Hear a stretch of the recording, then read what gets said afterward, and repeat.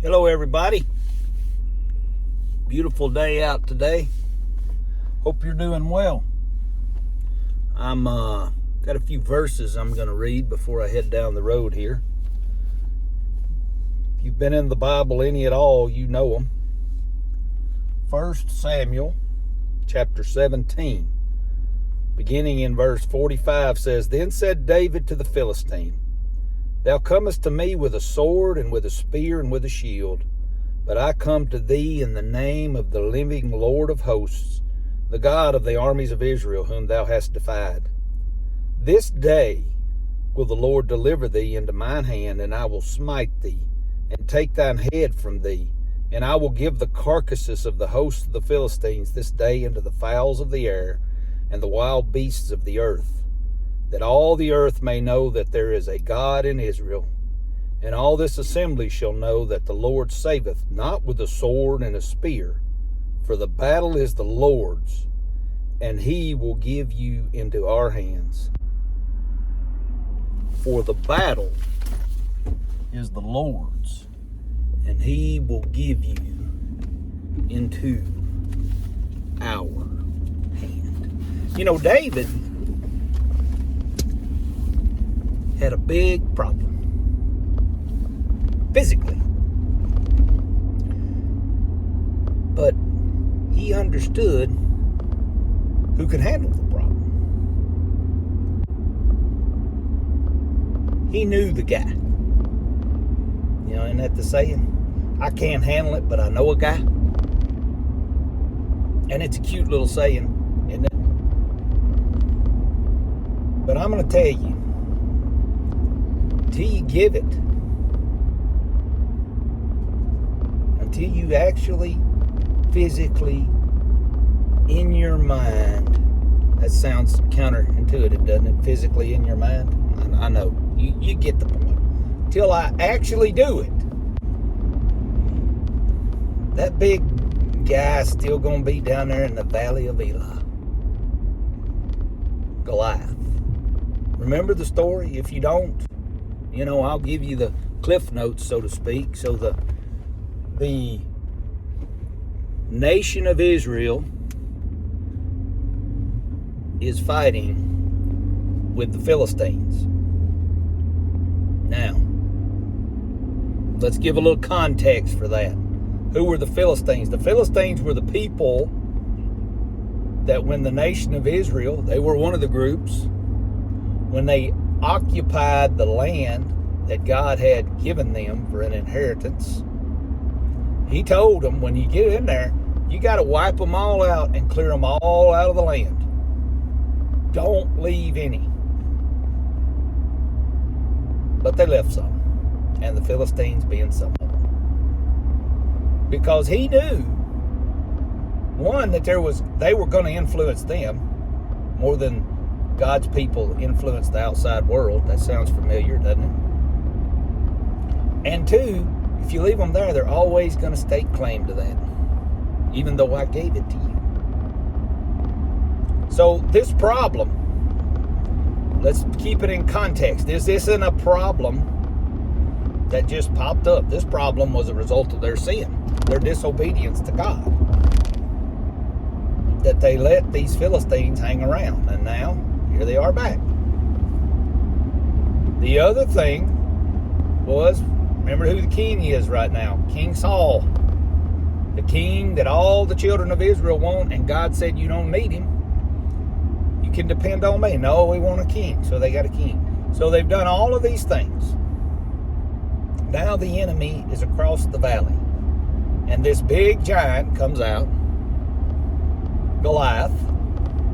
And what Goliath's proposal was, you know what? I'm the best that they got.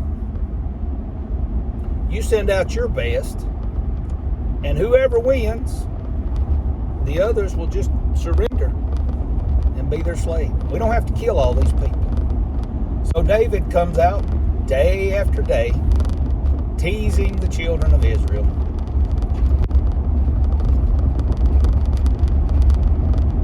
Teasing. And not just any amount of days. It was 40 days when David shows up. So, David shows up, the little shepherd boy, who's a teenager by now. He's a teenager. Wasn't a little kid like sometimes they depict in stories. Either way, vastly undersized compared to Goliath. And David asked the question, why are y'all putting up with this? We serve the living God. You know, David, the shepherd boy, had spent a lot of time with God. And God had helped him defeat bears and lions. David tells the story. And David understood that if he trusted God, he could handle any of his problems. So this one was just another one. See, David had learned to trust God in all things. He didn't just talk it up and say that. He didn't give the religion, oh, I'm going to go on with God. You've heard people say that. Oh, don't worry, God's got this. No, he didn't just talk it, he lived it. He lived by, what's the word we like to use? Faith. And not a phony faith like we can have sometimes, where we say we trust God, but a real, authentic, actionable faith. So David comes up and says, look, why are we worried about this? And Saul tries to give him his armor, which was too big for David. Because Saul was a big guy too, remember? If you've read the book of Samuel, it said that Saul stood above everyone else when they were picking a king. He was a head higher than everybody else. So Saul wasn't no little guy. Well, his armor's too big for David. So David goes out and does what David is used to doing. Remember that? What David is comfortable doing. Don't let anyone else tell you what your comfort zone with God is and how he equips you to fight your battles. You can't fight your battles the way other people do. And that's what we see here. That's the symbolism in this. Is that, you know what? I can't fight my battles the way Sue fights hers, or Joe, or whoever, or my preacher. I can't fight my battles that way. I have to fight them the way God has equipped me to fight them. So David goes out, picks up 5 smooth stones, we're told, puts them in his bag. So all he had was a sling and a stone. Now, for context, again, I'm trying to get away from biblical storybook time. We all saw them as kids. See them still today. It wasn't a slingshot. David didn't have a slingshot. It was a long leather strap, and they would whirl it around as fast as they could and flip that stone out. It was a deadly weapon. So David comes out on the battlefield with a sling and a stone, and Goliath sees him, and he laughs at him, which wasn't Goliath's problem. Goliath got into trouble when it says he cursed him by his gods. See, now our problem has interjected our God. And then we get to the verses that we read earlier. What does David say? The whole world will know that God conquered you today. Not David. Not the army of Israel. God. So how does this apply to us? Well, I'm going to tell you how it applies to me. I read this devotion this morning that just hit me like a ton of bricks, and I felt like I needed to share it because I think a lot of people are facing the same problems I'm facing. And the writer of the devotion said, what is your top plate problem that you face right now? And, what's the top plate? We got this stack of plates right here, right? And we look at it like it's our stack of problems, and we all got a stack. We all got a stack. Which one's on top? In other words, which one, in my thinking, is which one can you not escape? Can't get away from it. I've got one. I've had it for over a year probably. Something I think about every day. And I've said numerous times that I trust God about it, but it still keeps coming up. And I'm going to be honest, if I didn't trust Him, I do trust Him somewhat, but somewhat doesn't work. If I didn't, guess what? It would have consumed me and it would have destroyed me by now. It would have destroyed me. Really would have. I'd have worried about it so much. But that's not what God is telling us through this example of David.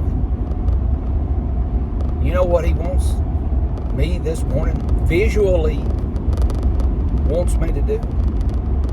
He wants me to take that plate off of the top and hand it to Him.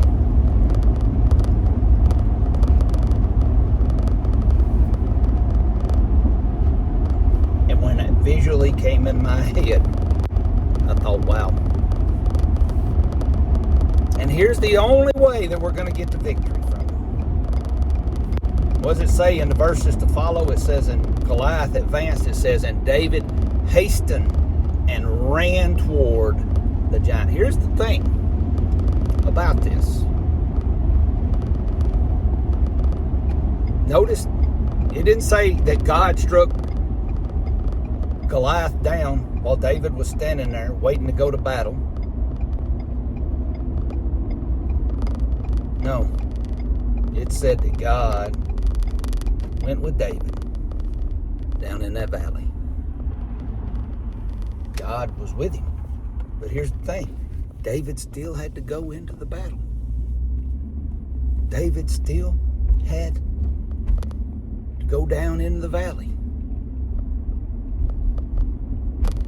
He didn't get to sit up there on the edge of the valley and say, well, God, just kill him and let's move on. By faith, David said, well, I'm going down there because I know God's going to go with me.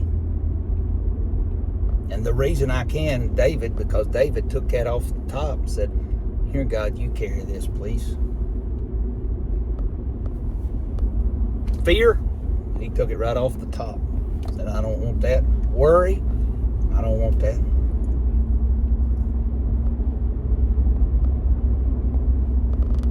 Don't want it. Why would you? Why do I? I don't want it. Just take that joker right off the top and hand it to God. And you know what? When you hand that one to him, there's another one under it. There's another one under it. That stack's high. Take it. It doesn't mean I'm not going to have to face them. There's still going to be problems. But they're not going to occupy my mind. I'm not going to worry about them. I'm not going to be fearful because of them. I'm going to be victorious. You know, David won that battle before he ever went into that valley. It was over because David firmly accepted, you know what? It's not my battle, it's God's. If I believe that God is in control of all things, my worry's not going to change it. Isn't that what Jesus tells us? Worrying about tomorrow isn't going to add 1 inch of stature to you. What's it benefit you? Not any. Take that plate, that top plate worry, and give it to the one who can fix it. Will he fix the problem? Maybe. I don't know. Sometimes he does. But sometimes he just says, you know what? You're going to have to face it head on. And you're going to have to hasten and run. Face this head on. But knowing that I'm going to be with you. I'm carrying the heavy load. You gave it to me. When you give it to him, don't take it back. Don't reach over and say, let me have that back. It's what we do when we worry about it again. Well, give me that back. I didn't really want you to have it. No. Once you give it to him, it's his. And he wants it. He wants it. God bless you. Hope you have a great day. I hope you can take that problem, that Goliath in your life, and let's defeat it today.